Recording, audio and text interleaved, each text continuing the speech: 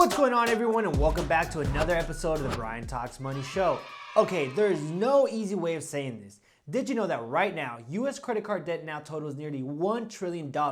And basically what this means is stop your spending and watch your savings. And that's exactly what we'll be discussing today. Consumer spending, consumer debt, and how to save your money if you want to survive 2023 and so on. So unless you want to go broke in 2023, then I highly suggest you smash that subscribe button, give this video a like so you know all the ways to save money and get ahead in 2023. And with that being said, let's get into today's article. Picking it up on today's leading story, the article from BusinessInsider.com titled, "Stock Market Investors Need to Start Worrying About Americans Running Out of Savings," SoFi strategist says. Investors need to start worrying more about Americans running out of cash, according to SoFi's head of investment strategy. Liz Young said Thursday that falling saving levels and rising credit card debt should be spooking stock markets, which have started 2023 with a surprising rally. Now, one crucial piece of information that can come back and bite the market in the butt is what Young mentioned to CNBC. What the equity market is not pricing in at this point or is not worried enough about is consumer spending. And at some point, savings run dry. It is no surprise we can blame this spike on consumer spending and credit card debt to our battle friend, inflation. Since the beginning of 2022, we have experienced a huge uptick on consumer goods and services directly affecting household financials. Now, did you know that the US savings rate, which measures how much of the average American's disposable income is saved, slumped from 20% in January 2021 to 3.4% last month per the Bureau of Economic Analysis. Now, hypothetically speaking, let's say you make $100,000 a year in salary income. And every year after taking care of all bills, expenses, and responsibilities, you're left over with $40,000 of disposable income to do as you please. According to the article, if in January 2021, consumers were saving 20% of their disposable income, equating to $8,000, fast forward to January 2023, consumers are only now saving on average 3.4%, which means only $1,360 from that $40K disposable income. And to me, that's something we should be concerned about. But let's keep going on to see what the article says. People are also taking on more debt to deal with inflation, even though repayment costs have surged. They've risen because the Federal Reserve has sharply raised interest rates in a bid to crush soaring prices. Credit card balances increased from $61 billion to $986 billion in the fourth quarter of 2022, according to data from the New York Fed. Something we have already been talking about in regards to the Fed all year long, so no surprises there. But what is alarming to me is that with layoffs on the rise and only expected to get worse as the year progresses, and now knowing that savings are being depleted at levels that have never been seen before, according to the Fed chart that tracks all US consumer savings. What happens when consumers can't pay for that debt anymore? Let's see what the article has to say about this. If all spending is happening on credit cards at a time when credit card rates are higher than they've been in decades, then that's a problem, Young added. And at some point, people will run out of money. Lower savings, higher debt levels would likely weigh on stocks because Americans have less cash to spend on goods and services, forcing companies to slash their earning targets. Until we can begin to see some consistent decrease in consumer spending, we can expect inflation to loom around, meaning high prices on goods, services like we have been experiencing. It's safe to say prepare for the worst and expect the best, as we are not quite out of this economic roller coaster just yet.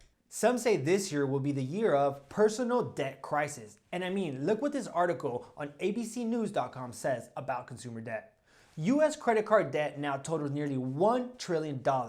It reads, the skyrocketing credit card balances has coincided with the increase in the interest rate paid on such debt, crunching household budgets as high inflation eats away at savings that many amassed during the pandemic. And did you know that the total household debt increased over the last 3 months of 2022, jumping 2.4% to nearly $17 trillion?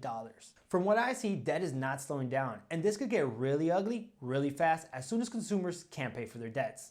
But let's continue the article. The record credit card debt sounds an alarm about the health of the US borrowers, despite a booming job market that boasts the lowest unemployment rate in more than 50 years. Wilbur Vanderklaw, an economic research advisor at the New York Fed, said in a statement. He continued to say, although historically low unemployment has kept consumer financials footing generally strong, stubbornly high prices and climbing interest rate may be testing some borrowers' ability to repay their debts.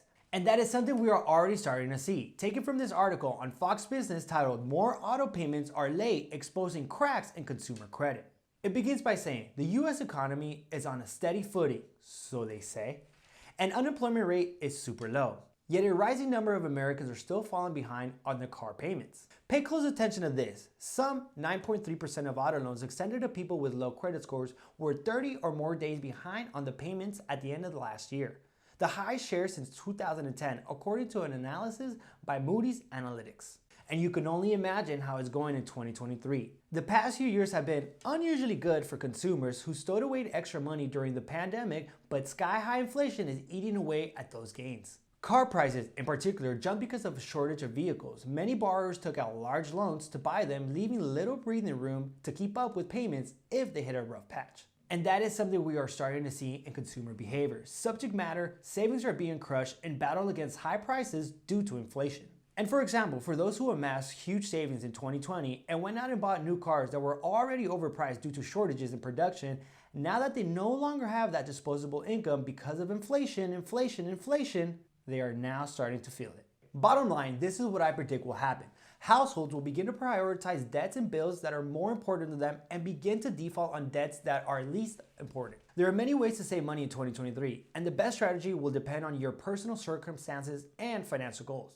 However, here are some general tips that can help you save money this year. Create a budget. Reduce unnecessary expenses. Come back on non-essentials such as Starbucks, eating out, entertainment, and look for ways to reduce your bills. Don't be afraid to use coupons and discounts. Take advantage of coupons and discount codes to save money on groceries, household items, and other purchases. And this is probably the most crucial one. Avoid debt, meaning avoid taking on new debt whenever possible and pay off any outstanding debt as quickly as possible. One of the best ways to ensure you are saving is by setting up automatic transfers from your checking account to your savings account each month. This way you can save money without even thinking about it. And if you aren't already investing in your retirement, start contributing to a retirement account, such as a 401k, IRA, as early as possible. The earlier you start saving, the more time your money has to grow. And it's 2023, the year of the entrepreneur, so consider a side hustle. Consider starting a side hustle to earn extra income that you can put towards your saving goals.